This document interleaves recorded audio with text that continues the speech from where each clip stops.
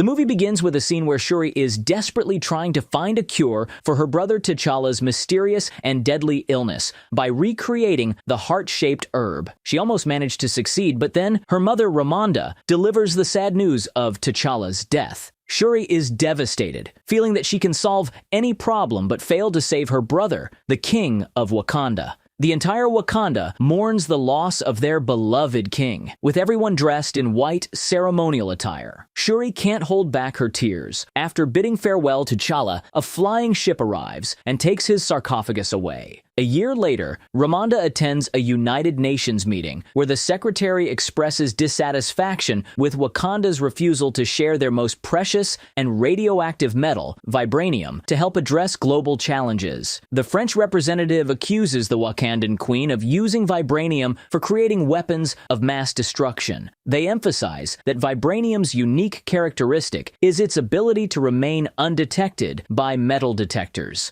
Ramonda responds by saying that they can't hide behind noble altruism and, furthermore, accusing Wakanda of weapon creation is unwarranted. She acknowledges that all nations are seeking this metal to enhance their military power and compete with Wakanda. It has always been our policy to never trade vibranium under any circumstance.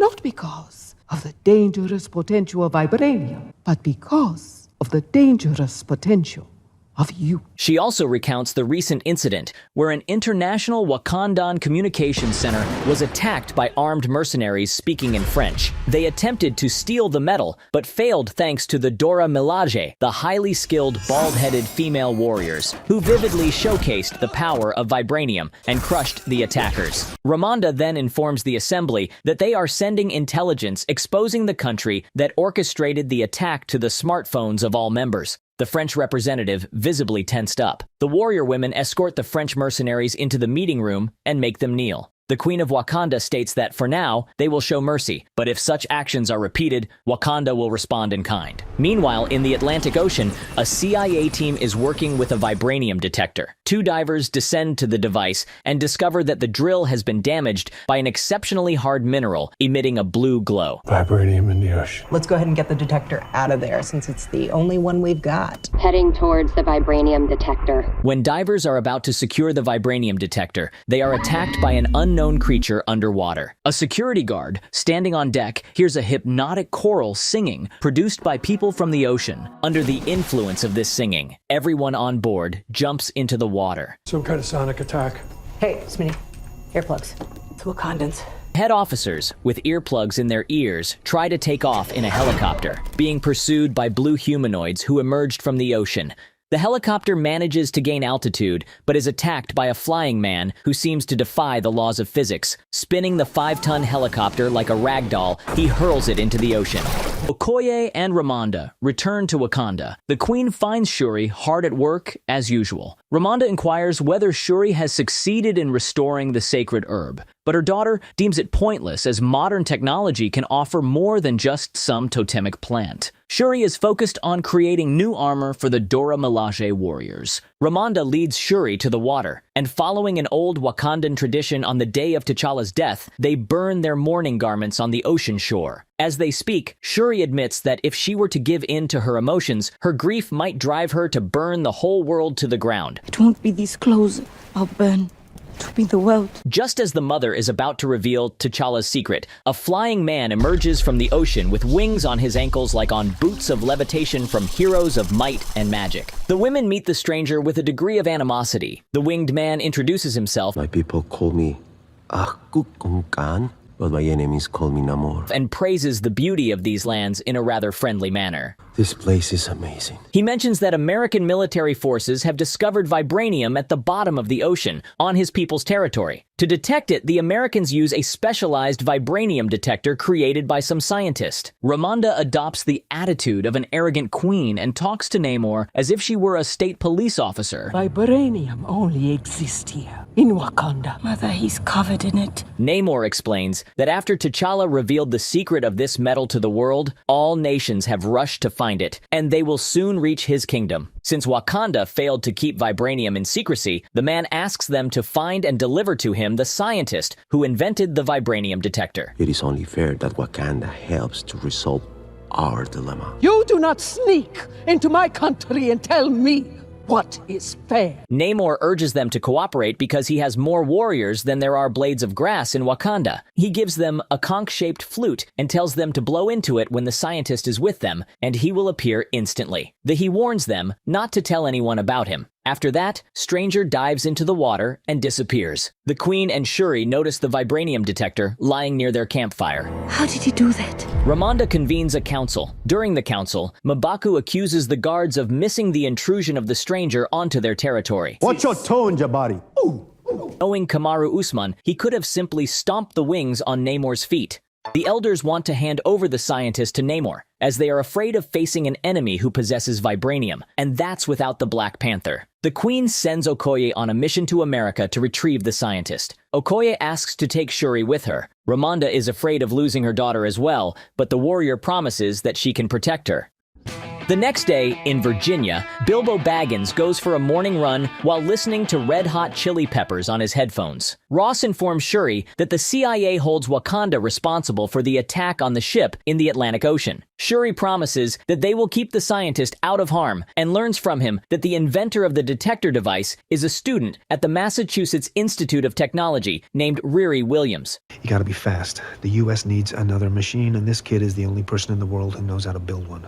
So they're coming for her. A kid? The Wakandans arrive at her dormitory and try to convince her to come to Wakanda. I'm here by the vibranium detector that you built for the CIA. Nah, I ain't built no detector for no CIA. I made that for my metallurgy class. A school project? Yeah. Despite recognizing Princess Shuri, the student initially refuses. However, when she realizes that a winged, half-naked Mexican man from the ocean is trying to kill her, Riri eventually agrees. Before their trip, they visit the student's garage to retrieve some drawings. The design for the machine is on that laptop. Yeah. And you just leave it on a desk in a car garage. I got 2065 byte encryption on that thing. That's impressive. There, the girls discover that the student has created an armored suit using Stark's technology, among other interesting items they find there, including her late father's Ferrari. Somehow, the FBI tracks them down, and the building is surrounded. 3 girls make their escape separately. General Okoye drives a Ferrari, Shuri rides a motorcycle, and Riri takes to the air in her Iron Man suit. She got an Iron Man suit! Stay where you are! Riri ascends to a high altitude and takes down a surveillance drone, but she loses consciousness due to oxygen depletion and plummets towards the water, resembling a familiar scenario. Just a fraction of a second before the impact, Riri regains consciousness and resumes her flight. The drone falls onto the police cars, clearing the way for the protagonists. Riri is ensnared by some kind of cable and crashes onto the road at full speed. Shuri and Okoye are thrown away by an aqua bomb explosion, and the princess loses consciousness from the impact. The blue people emerge from the water on a killer whale, and General Okoye engages them in battle. Delivering fatal blows, she deals with 3 warriors before clashing with the underwater general. He orders his people to stand up and deal with the arriving police officers, and surprisingly, they just follow the order and charge. During the battle, the blue general defeats the black general, and with an aqua bomb explosion, hurls her into the water. Shuri regains consciousness, and after revealing her identity, requests an audience with their leader. Princess of Wakanda, I demand that you take me to Namor. Do not bring harm to this girl. The water dwellers take her and Riri to their kingdom.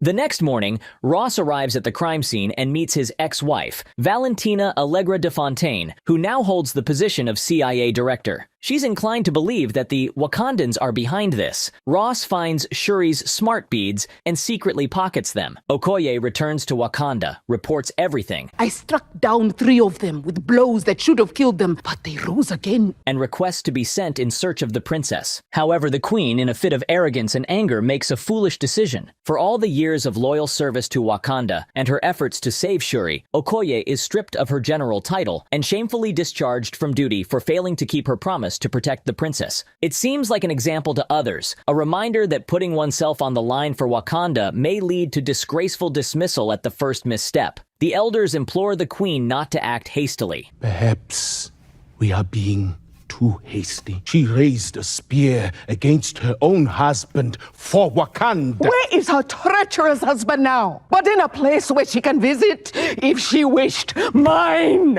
It's with the ancestors! The Queen visits Shuri's lab and communicates through her smart beads. Ross answers the call. The Hobbit informs her that the CIA suspects Wakanda's involvement in the incidents. However, since Namor demanded that Ramonda keep his identity a secret, the Queen hesitates to tell Ross about the Atlanteans. I am afraid there is a new world power at play. A country that's already on our radar, or you mean someone else? That is all I can say for now. Ramonda travels to Haiti, where she finds Nakia, who now works as the director of a local school. She asks her, as a former spy, to find and rescue Shuri. I need someone who can find where she is being held and rescue her. Who on earth would risk war with Wakanda? Nakia heads to Mexico, where she locates a woman who has encountered Namor. An incident has been reported in the newspapers. The woman tells her where he emerges from the water, and Nakia plans to go there. In an underwater cave, Shuri is brought traditional attire of the Maya tribe and is offered fruits as a sign of hospitality. She is introduced to Namor, and as a gesture of friendship between their peoples, he presents her with a bracelet that once belonged to his mother. He proceeds to share his history. In the year 1571, on the Yucatan Peninsula, local tribes, suffering from hunger and smallpox brought by conquistadors, sought healing in sacred places. A shaman, after a vision, discovered a mysterious flower. All members of the tribe drank a potion made from this plant, including Namor's pregnant mother. One by one, they lost consciousness. However, upon awakening, they found they had lost the ability to breathe air, forcing them to take refuge in the ocean. It was there that Namor was born, with winged feet, able to breathe both air and underwater. Shortly after his birth, his mother, yearning for life on land, passed away, and her dying wish was to be buried on their ancestral lands. When they returned to the shore to fulfill her request, they were horrified by what they saw. Their people had been enslaved, and their lands looted. The ocean dwellers eradicated the invaders. A dying Spanish priest had called the winged child, which means The child without love. Namor chose to keep this name, as he indeed felt no love for the surface world. Namor refuses to hand over the student, as it poses a significant risk to him. Shuri then requests to see his kingdom. I'd love to see your nation. Well, you can go down there in that. Hypothermia will creep you almost instantaneously. Your blood will become toxic, and the pressure of the ocean will break every bone in your body. Or you can wear a suit.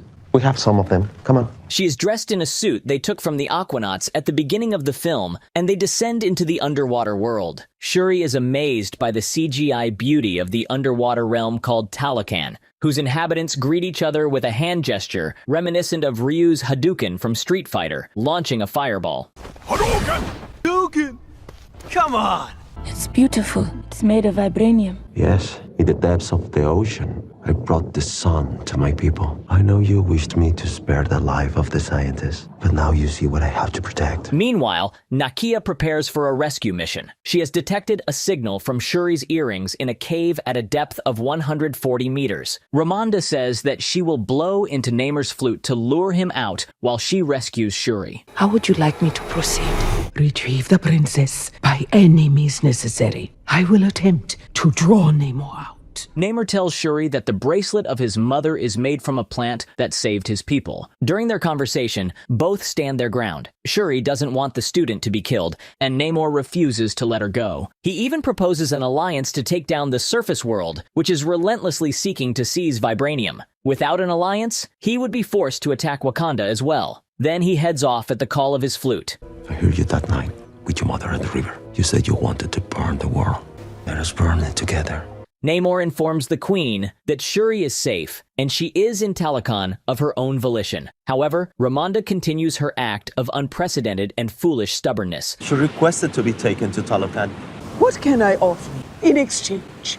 Nothing. The Queen warns that if her daughter and the student are not returned, she will reveal the existence of the underwater civilization to the Americans. To this, Namor finally loses his composure and responds. If you tell the Americans about us, if you try to find us, or if I discover a single Wakanda ship in the ocean, I will kill the princess. I will come to Wakanda. I will find you. And I will kill you. In the meantime, Nakia infiltrates the cave, eliminating the guards. Shuri attempts to save a wounded subject of Namor. Give me your beads, I can save her! We have to go! But Nakia persuades her to escape quickly. A relieved Ramonda embraces her daughter. Did they hurt you? No. However, Shuri seemingly fails to inform her mother that her actions have constituted an act of hostility that will undoubtedly lead to an invasion. Namor enters the cave and discovers a dying subject who informs him that the Wakandans have invaded their realm. Enraged, Namor gathers his forces. In Wakanda, Nakia and Okoye discuss T'Challa's death when they suddenly notice a flood, after which a battle begins. Both sides suffer losses during the fight. Shuri, in a flying ship, unsuccessfully attempts to attack Namor. She's too fast. Even faster in the water. Eventually, he flies to the palace and throws his aqua bombs, flooding the throne room. Ramonda manages to save the student, but loses her life. Shuri arrives, and Namor tells her that the throne is now hers, and she must make the right decisions. He then departs. While the Queen's funeral takes place in Wakanda, in the United States, Valentina arrests Ross for secretly leaking information to the Wakandans. What about the beads? What? The beads. I had them bugged before you ever even got there. The Wakandans saved my life. They're good people. Ever thought for a second what they could be doing? Ever thought what we would be doing if the US was the only country in the world with vibranium? I actually dream about that. Val, please. It's Director Desfontaine.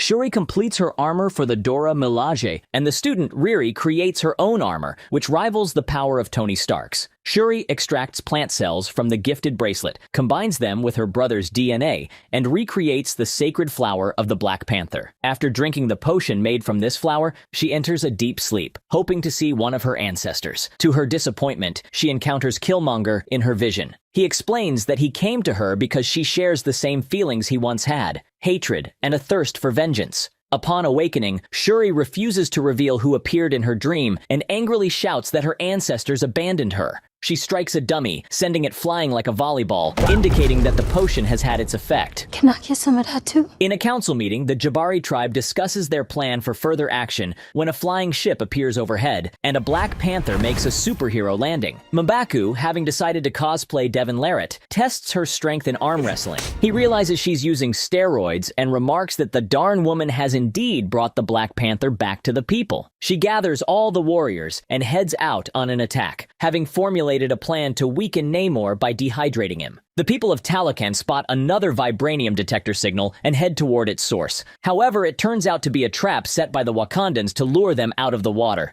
The battle between Namor's people and the Wakandans unfolds on a ship and in the water, while Namor himself fights Riri, who's in her Ironheart suit, in the air. She manages to shoot him down, and a Wakandan flying ship catches him during the fall. Shuri leaps into the same ship, and microwaves inside start roasting Namor like a Thanksgiving turkey. Namor attempts to break the ship. Then he's forced to fight with Shuri. The princess orders the autopilot to head for the desert. Unfortunately, the ship crashes on the shore, and Shuri continues her fight with Namor on land. She clips his wings to prevent him from escaping to the ocean. In the heat of battle, Namor fatally wounds Shuri by impaling her with a spear, but she survives. Her suit regenerates her wound, and she activates the ship's thrusters, toasting Namor to a crispy crust. Shuri is about to deliver the finishing blow when she has a vision of her mother, who appeals to her mercy and asks her to show compassion from Wakanda to Namor. Meanwhile, on the warship, Talokan warriors overwhelm the Wakandans, cornering them. At that moment, a flying ship arrives with the leaders of both civilizations on board, and Namor orders his warriors to retreat. All survivors safely return home. Shuri recreates the Garden of Sacred Flowers and gifts Riri her father's restored Ferrari. Namor tells his sister that they will not attack the surface world, and Wakanda is now their ally. If the surface world invades their kingdom, Wakanda will come to their aid. While Ross is being convoyed to a detention facility, Okoye attacks the vehicle and frees him. Shuri arrives in Haiti with Nakia,